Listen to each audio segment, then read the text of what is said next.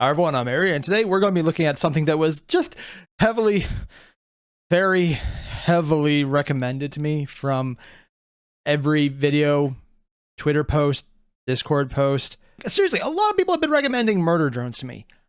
I have no idea what this is. I have never heard of the studio group and or person who made it glitch.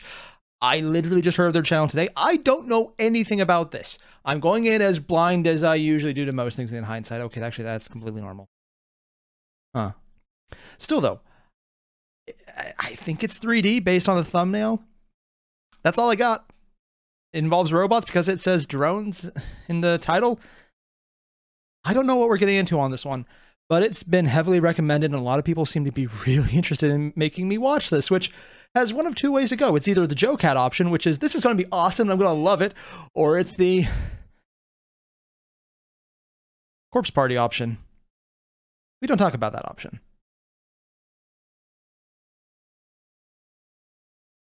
You guys know the deal? Link below, original video. Watch at your own risk. I have no idea what we're getting into on this one. And when you're done, don't forget to leave a like, comment, subscribe. Let's get started.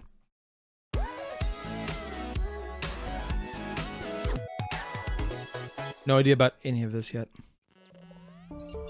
Booting up. Exposition. We are worker drones. Oh, autonomous robots robot helping drones. humans mine exoplanets for our interstellar parent company, JC Jensen, in space.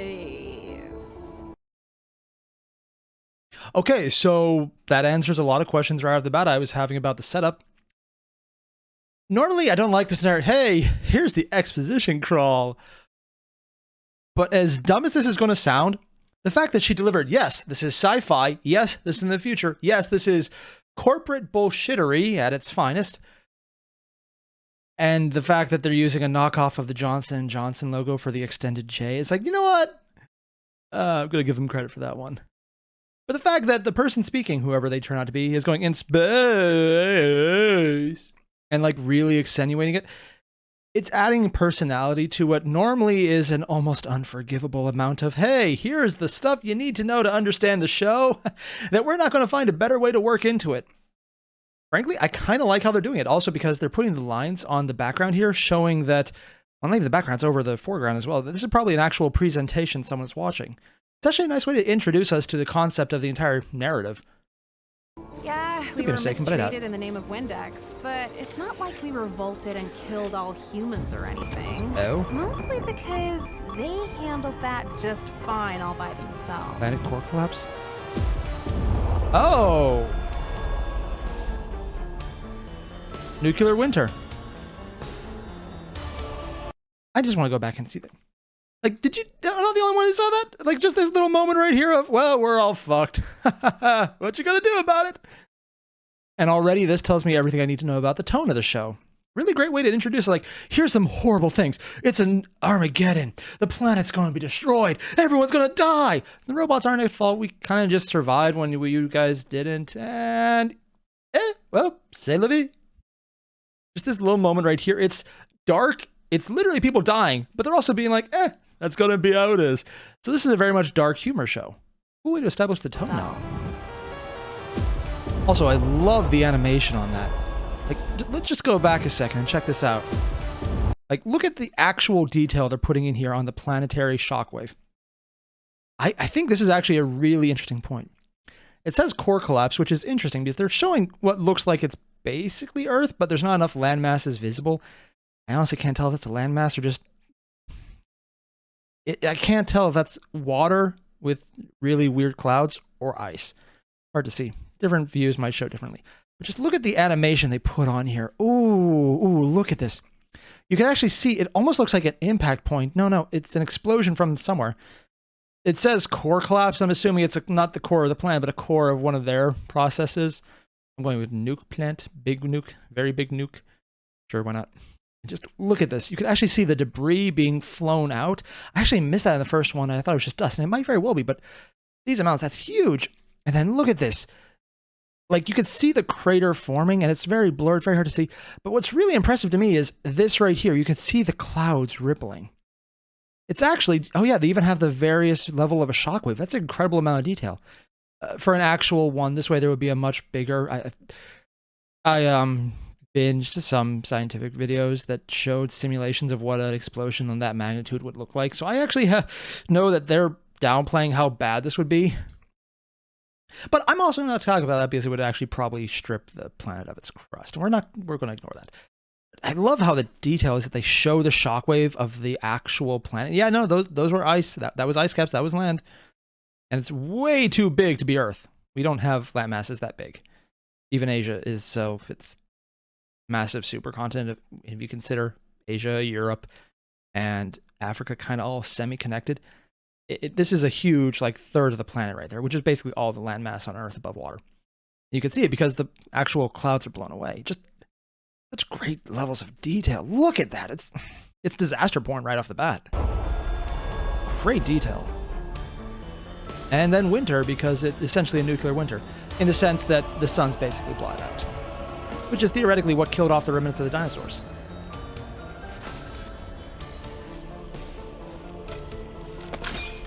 With biological life wiped from the planet, we found it pretty easy to pick up where they left off.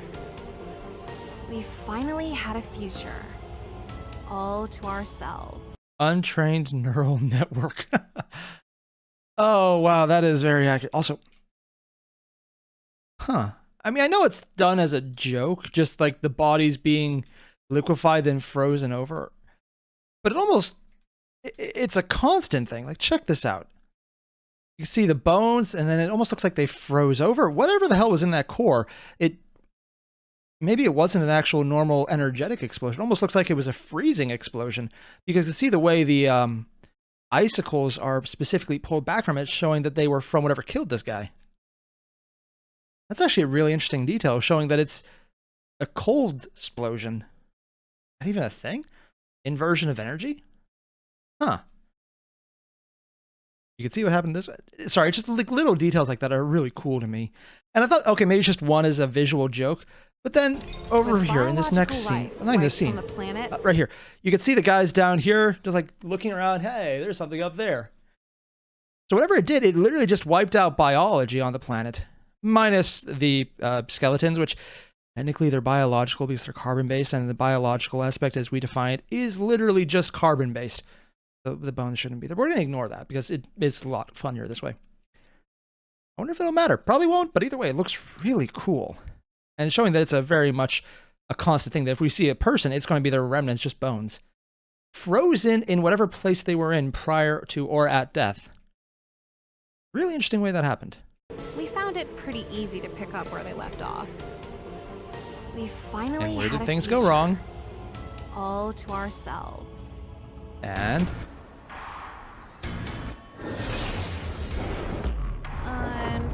Unfortunately, Ooh. our parent company didn't exactly love the concept of runaway AI. I mean, to be fair. Oh, shit. Well, that's the murder drone from the intro. Fatal error? Oh, damn. And that's probably the main character, or whoever's speaking right now. Wait, what did that say? There's the baby. Okay, just that little chuckle sounded a lot like the person speaking right now. Dude. Calculating most probable deity to pray to. Funny part is, there's actually some significant theoretical thought out there, mostly in the more esoteric phrases, that if you are capable of praying to a deity, then by all means it wouldn't matter if there is or is not one, because by default you would be aware of it, or it would be aware of you. But that's on the very theoretical side of things that are more esoteric, and I mean, they're fun to read, but honestly, it's one of those... that leads you into nihilism and French philosophy, and seriously, you don't want to go down that rabbit hole. Friends don't let friends get into French philosophy. It's very depressing. When Nietzsche is too aggrandizing and happy for you, you get into nihilism and French philosophy. It's a deep rabbit hole, man. Just avoid it.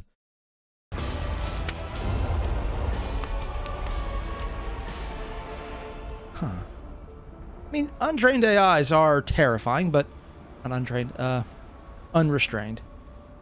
Oh, that's interesting. What have our parents parents done for the past forever while those things build a spire of corpses? Oh, that's creepy. Hide under the ice behind 3 stupid doors? It's like we're waiting for an inciting incident. Anyway, that's why my... Did they really just... They actually just did it! We're waiting for an inciting incident. They actually put it up! They... sorry, this is... the progression of a character's plot line in most fiction, specifically attributed mostly to fantasy and science fiction because they have more generic ones. Sometimes they'll have it in nonfiction because it's more sensical there. I mostly say that because nonfiction is the most lies you ever find in one single place, but that's just my accurate opinion. But they're actually pulling up the protagonist's journey of showing how things work. The call to action, unlikely aid, knows, bleh, knows, who knows, bleh. And like just going through all of this, the revelation, death, rebirth, all of this stuff. Angst overlord. That's more of an actual thing, but or just kind of worked in by pop culture. And then the return and then doing it again. Like literally, they pulled up the actual flow chart in a very honestly good way that I think a lot of schools would probably like just steal this chart. It's really useful of how a character progresses. I love this. Sorry, this is actually a thing. What they have up here right now is actually the protagonist's journey. It's the actual phrase used in school to describe how a main character progresses through a storyline. And I just love that they actually just threw it in there, and they're even saying this is the protagonist's journey as a freaking meta joke. Oh, sorry, just a meta English major joke. I love this. Incident. Love the animation too. It's really fluid. That's why my project is this sick as hell railgun. So not the vibe. Easy, morons. It doesn't work. Yet. It doesn't work yet. Who said it doesn't work? Maybe it does.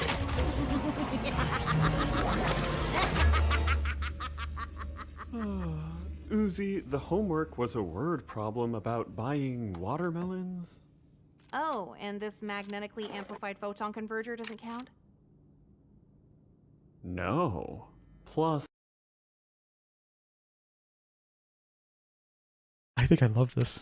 Like, unironically, like all the little bits of joking aside, the animations here are incredibly fluid and moving, and just all the little details. You could see the joints and then they stick to those, but everything's moving so much. And then the hyper expressive eyes, but more importantly, the mouths just floating around in that open space. There's so much facial and visible detail and emotional aspects to what are literally robots. And then pointing out, it's like, yeah, they don't like this unrestrained AI thing. And then there's random girl making a freaking laser rifle. It's like, yeah, they're terrifying. But also, we're being set up for a vault, basically, from Fallout. Which is accurate. Repressed emotional baggage was only worth 2 points on the rubric. And is it supposed to be that color? Nope. Oh, dented the door. Wow. Don't wash your hands. You're a robot, idiot. Back to green. I just... You're a robot, idiot. ER. What hurts? Head. Shoulder. Legs. Chest. The existential... They actually did it. They actually went full Nietzsche. The existential dread of being a sentient machine created by gods that abandon us. Don't dig, lol. What? Eh, whatever. Oh, I love this. This is so depressing. Also, at least based on how they described it, their gods didn't abandon them. They all got killed because stupid. And then they tried to explicitly murder you, so that would be worse than being abandoned. Super tight animation, though. Ew, it didn't kill her. Oh my god, that's so bad. And it's a high school. Kind of thought so, but that's confirmation. Classic toxic masculinity, Chad. That's never gonna end up problematic. Oh, wow. He was saying that Uzi? unironically. I heard you, I'm an angsty teen, Thad. Bite me. Also, how do you know my name? People willingly talk to you. Well, I'd say everyone knows Khan's daughter, but, then you might blow the other half of your face off. Crippling Oh. daddy issues. Hilarious. What are you in for? To start? Okay, now that's actually interesting. the concept that their civilization has advanced to the point where the notion of a family is more than just, hey, here's something we're trying, but also here's a thing we are actually doing. And they showed the baby early on, and I was wondering if we were really close to that. But if they've progressed to the point where daughter is a thing that they can just mention in conversation like that, shows a good passage of time at least. Testosterone too hard? Everything's done so can well happen. too. Awesome. Hey, those bandages look pretty badass. Oh. Ew. Gross. I hate that you said that. So, It is creepy. what's the, Sick as hell railgun? Pointed at him. Sci-fi nonsense. That super works. I'm sneaking to the murder drone lair tonight to get the last spare part I need to save the world with it and earn my dad's respect and stuff. But mostly the world part. I love how they're Oh, so super aware, but also not doesn't your aware. dad make awesome doors so we don't have to, do that scary sounding emotionally repressed stuff you just said? No more feedback on my repression today! I love this.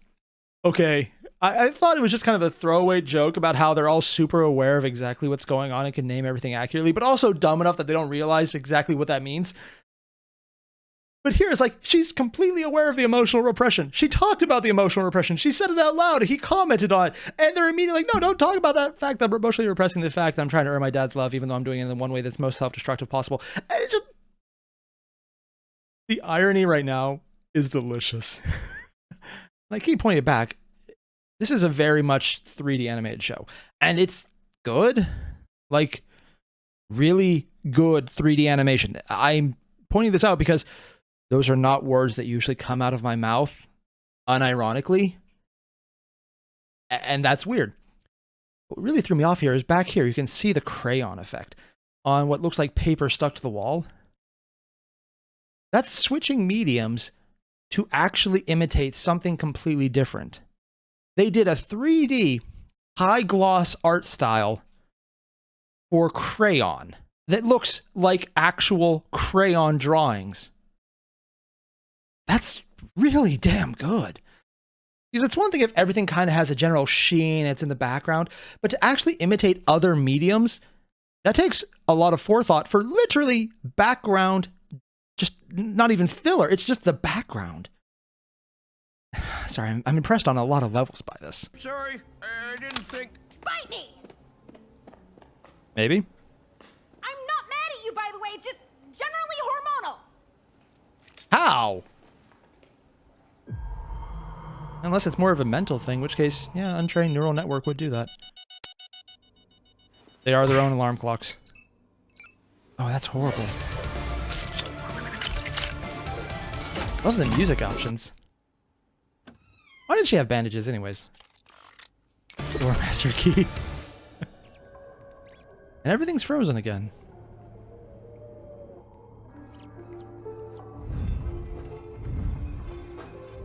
BB.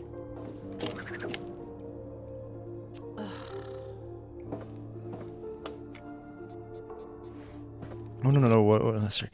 These things are always some of my favorite. Like when you have random text scroll on the screen. Structure group. Info groups. Stage. Atomic. Okay, so it was an atomic blast. Groups. Outcome. Gadget. It set size. Group info. Intel box. Code invalid. Oh, it didn't work. Master code. So it overrode it. Kmal lock. Moloch? Huh. Return null. Group info. See, a lot of, okay, so they were basically working in the nuclear plant, which is weird that everything's frozen, unless they're taking the term nuclear winter way more literally just for the joke of it. Yeah, I can see that. What is a gadget size? Atomic set. Else for. Warning access, okay. Yeah, the only thing I really got out of that is it's confirmation that that was a nuclear plant that they were at. So weird that everything froze, though. Jesus. And where might you be off to? I know we saw the hair earlier, but it really hits home that they got mustaches and then their eyes actually make forehead wrinkles. I know I said they're super expressive, but this is just gold to even think ahead to imitate humanity to this effect of giving yourself wrinkles around your eyes to show your assumed age and Just preference of existence. I love this. Also, it's a tacky mustache. I'm amused by many things, but mustaches are always one of the best. Sneaking out to Door make master? out with my boyfriend that I definitely have?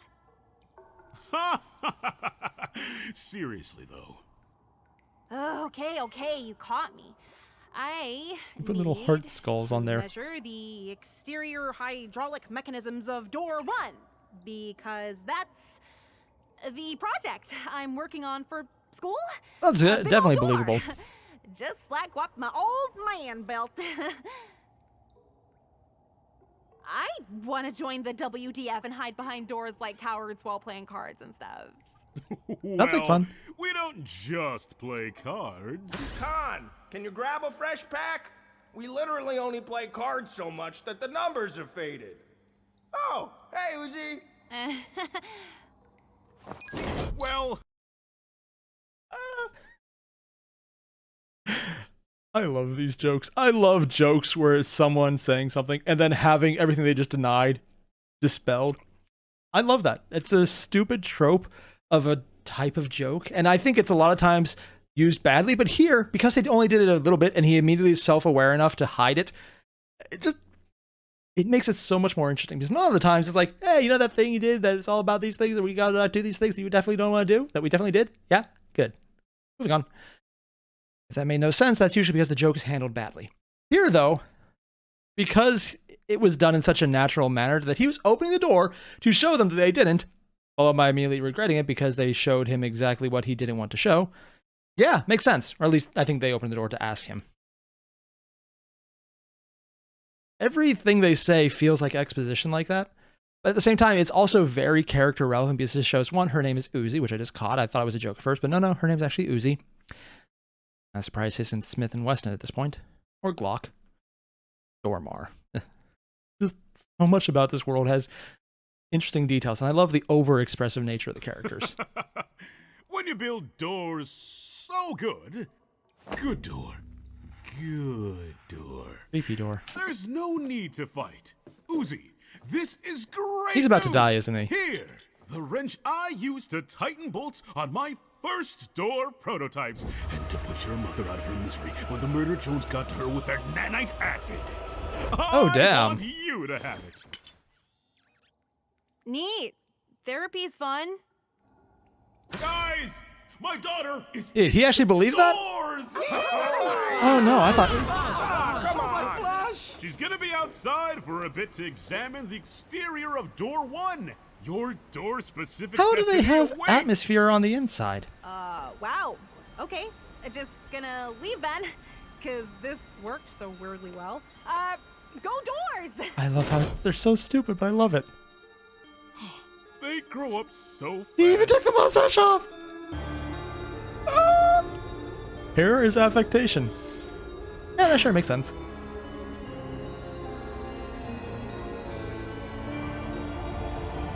Oh, I thought door 1 was going to be from the inside. No, she got outside door 1. Well, that explains the atmosphere. Dude.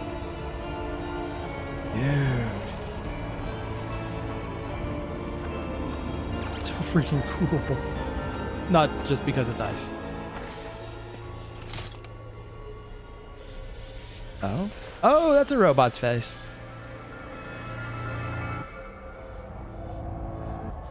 And there's the corpse tower.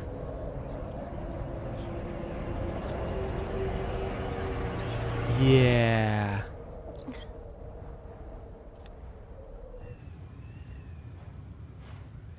Oh, that's creepy.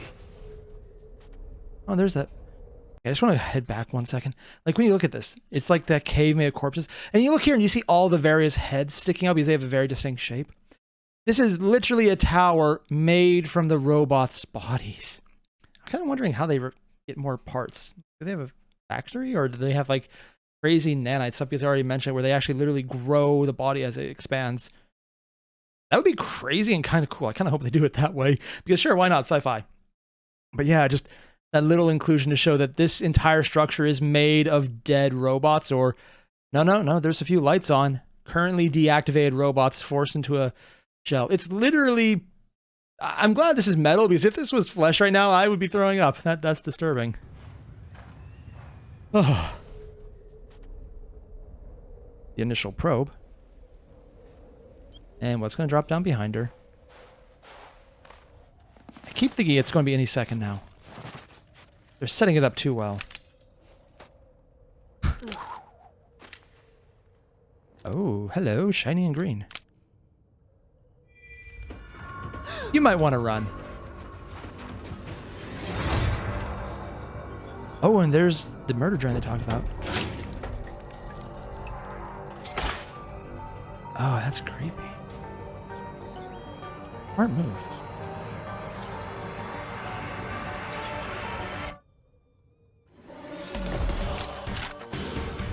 Ooh. And she can do things like that on the fly? Oh, dude. And she got disarmed by ripples in the ground. The shockwave. Ooh. And a fighting stance? Oh, and they said pirating all that anime was useless. Oh my god, really? That makes sense. Hey, the internet here. Oh, shit. Pirate One Piece. Oh, yeah, the nanites. God, it's the smile that makes it the creepiest.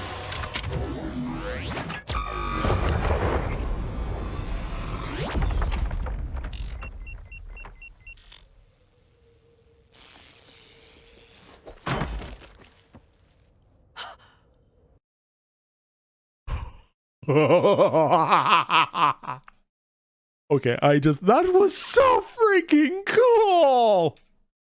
Like, look at this! Just this moment right here. Like, is it gonna hit?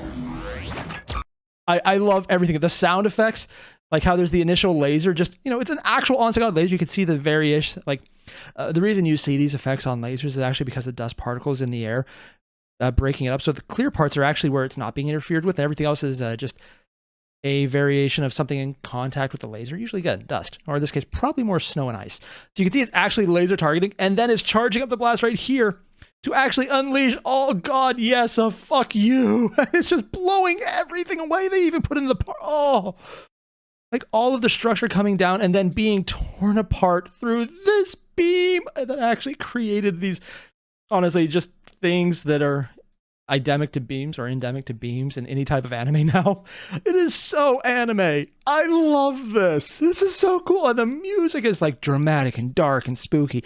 But then there's like the high-tech sci-fi sound effects are so perfect here. And even the heat lines showing that thing overheated to hell and back. And it only took off the head. Looks like it ripped it off too. Holy hell! Suck on that, Dad! Can it heal? Oh, shit.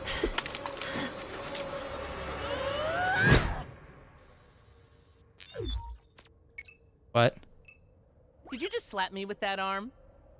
Holy crap, it talks. Yeah, sorry, it's just my, head kinda hurts. Hey, are you new to our squad? Oh my god, are they actually doing this?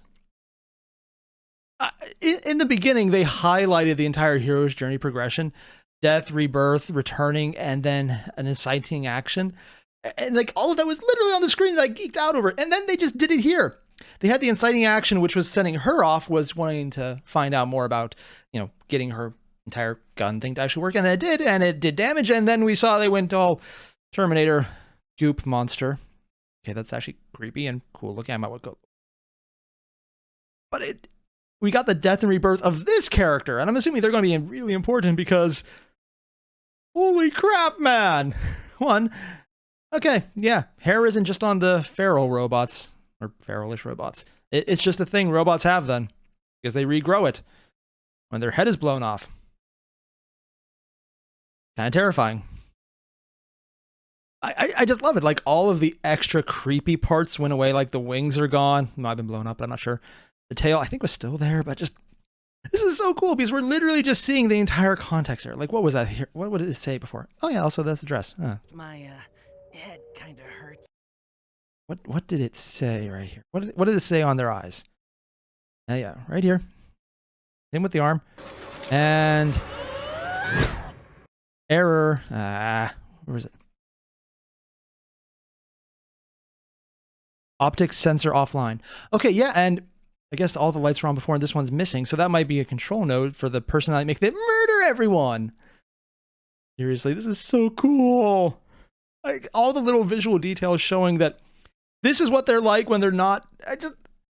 They're literally showing the exact moment of rebirth and death in the entire protagonist progression, showing that this is going to be a main character now because we had the highlighting of exactly what's going to happen, then we're watching it happening. It's such a meta joke, and I love this. And Did you just slap me with that arm? And they immediately make a joke. Holy crap, it talks. Yeah, sorry, it's just my head kinda hurts. Brand new one. Are you new to our squad? You're a little Speak. short for a disassembly drone. Disassembly drone? I'm Serial Designation N. Nice to meet you. I'm kind of the leader of the squad in this city. That's not true. Everyone tells me I'm useless and terrible. Wait, I'm not supposed to tell you that part? Biscuits. Well, honesty is the best policy. I love so many things about this because it says so much about everything. Disassembly drone. And squads, implying that this is not a one-off thing. These kind of robots just being left on their own to do horrible, horrible things is common enough that they have squads they send out for it.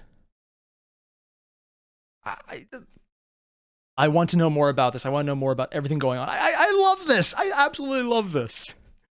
And that was part one of Murder Drones. I'm going to take my time with this one because there's so much they put in here. The background details are so rich. The characters' details, everything they're saying has so much meaning. It's playing on multiple levels. They're giving so much exposition on what they're talking about, what they're elaborating on the world with, but then also showing character details and just moving the story forward. The writing here is so incredibly tight. Writing on one level, just making a fun bit of dialogue is hard. Writing dialogue that gives information about the world and is still engaging is hard. Writing character dialogue that's interesting, shows information about the world, and also moves the story forward by showing what the stakes are and what has already been done, and shows character depth and how they think and what they believe in and their entire thought process is... I'm very impressed. This is well written. The animation is great. The set design is great. The sound effects are freaking phenomenal and fitting and serious, but also played straight for joke segments that somehow make them funnier. I can see why people wanted me to watch this.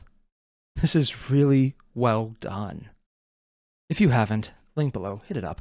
I'm going to take my time with this one and not just stretch it out because I want more, and this is the first episode in the pilot and there's not a second one yet. That hurts because I want more and I haven't even finished this one. I need, yes, just yes, much yes. All the yes right now. For everyone who reminded me to check this one out for literally half a month almost, thank you. This is awesome. All the same, thanks for watching, everyone. I'll see you guys in the next one. Adios.